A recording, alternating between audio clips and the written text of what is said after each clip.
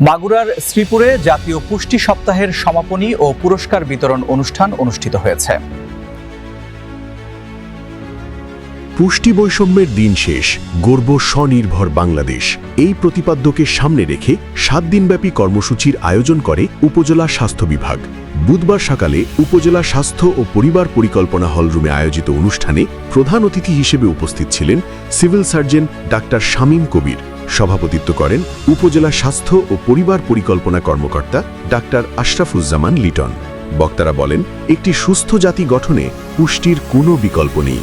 শিশু, কিশোর কিশোরী ও মায়েদের পুষ্টি নিশ্চিত করতে সবাইকে একসঙ্গে কাজ করতে হবে।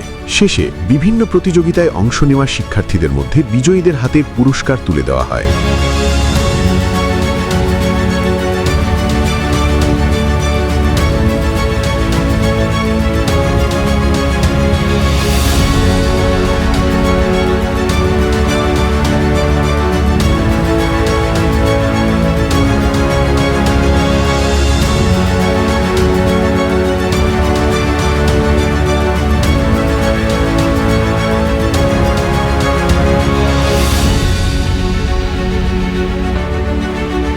চ্যানেল 26 বাংলা।